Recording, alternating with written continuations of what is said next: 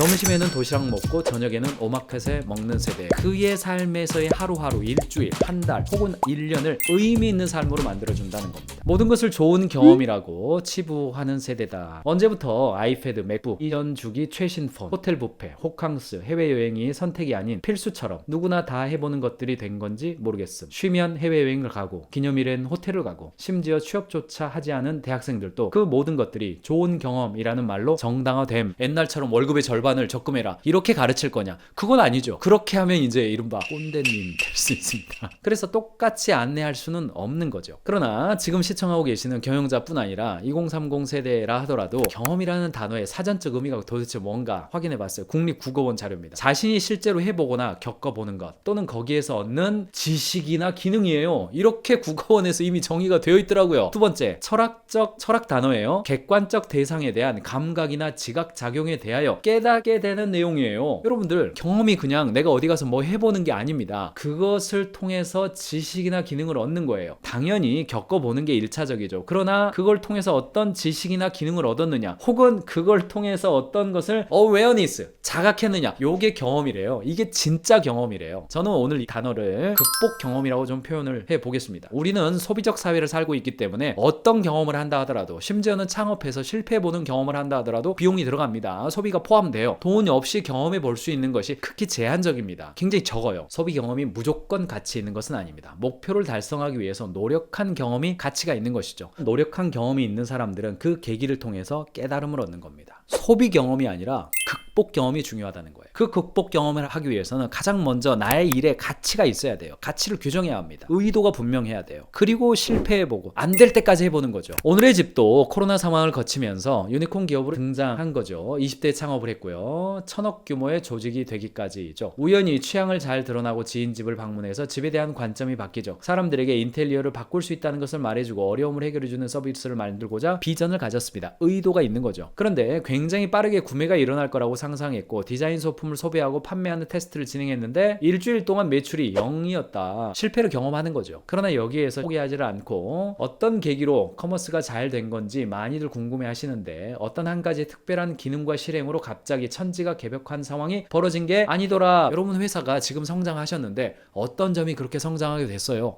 이 전략이 잘 통했어요. 그렇게 말하는 건요, 나중에 해석된 거예요. 그 깊은 상황에 들어가면 그 말 못하는 게 대부분이에요. 1, 2년이 넘는 시간 동안 수백 가지의 노력이 꾸준히 모여서 매달 마주하는 문제를 개선한 것이 결과적으로 성장의 모멘텀을 만들었다고 생각합니다. 사랑하는 경영자 여러분, 그렇다더라 안타깝다 에서만 그쳐서는 안 됩니다. 극복 경험의 관점을 갖기 위해서는요, 그들이 도전적인 목표를 가질 수 있도록 해주어야 한다는 겁니다. 성공한 사람들은 분명한 목표를 가지고 있었다고 해요. 목표가 있는 사람들의 6가지 특징이죠. 가야 할 길을 정하는 거죠. 방향성이죠. 목표를 정하면 감정과 동기가 조정이 돼요. 그 목표에 맞게 하고 싶어지는 거예요. 일찍 일어나게 되는 거예요. 책상 앞에 앉게 되는 거죠. 무엇을 해야 할지 알게 돼요. 주도성을 가질 수 있어요. 제대로 된 피드백을 할 수 있습니다. 도전해볼 의욕이 생겨요. 좋은 목표가 가지고 있는 특징입니다. 지정의가 다 있어요. 지적으로 뭐 해야 될지를 구체화되는 거고, 정적으로 하고 싶어지는 거고, 의지적으로 행동이 옮겨져 가는 겁니다. 어떤 조직이라 하더라도 성공한 조직도 역시 분명한 목표가 있습니다. 도전이 있고요. 성장이 있고, 성장에서 그치는 게 아니라 새로운 혁신을 합니다. 또 새로운 도전을 해요. 그래서 성장을 합니다. 또 새로운 혁신을 합니다. 목표를 높게 갖는다는 것은요, 목표의 어떤 도전성과 실제 과업의 결과물을 보면요, 이렇게 쭉 가다가 어느 지점에서 수렴합니다. 오히려 떨어져요. 왜요? impossible. 우리는 물론 미션 impossible 빠바밤 하는 거 톰 형님이 미션 impossible을 수행하죠. 근데 대부분의 사람들은 불가능한 목표, 정말 그림의 똑같은 목표가 되면 일을 안 해버리죠. 요 구간이에요. 정말 어렵지만 한번 해보면 될 것 같은데 와, 저건 불가능해 라고 하는 거의 중간 지점이 과업 성과의 결과에 가장 높은 결과를 얻습니다. 그러니까 쉬운 목표나 일반적인 목표를 주는 것이 그 목표를 그 사람에게 있어서 최선의 것을 이끌어내지 못한다는 거예요. 다만 도전적인 목표로 가져와라 이렇게 할 게 아니라 직원들 스스로 도전적인 목표를 설정하도록 도와주는 겁니다. 마틴 루터 킹. 하지만 저는 왠지 충분히 어두울 때만 여러분들이 별을 볼 수 있다는 것을 압니다. 여러분들 흑인 인권운동을 하던 그 시절에 이런 표현이 어떻게 당대의 사람들에게 들렸겠어요? 흑인의 아이와 백인의 아이가 함께 손을 잡고 공원을 거니는 그 꿈, 그것이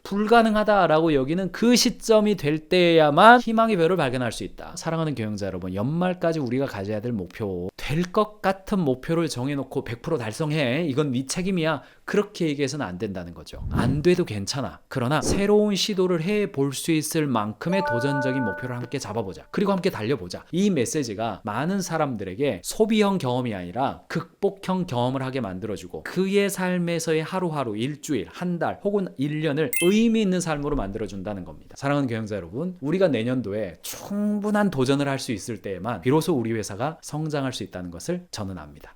가인지 캠퍼스 앱을 다운로드하시면 경영자를 위한 무제한 영상 자료 서비스를 이용하실 수 있습니다. 가인지 뱅크 앱을 다운로드하시면 직원들과 함께 사내 지식 공유 시스템을 시작하실 수 있습니다. 경영자의 실력이 조직의 실력입니다.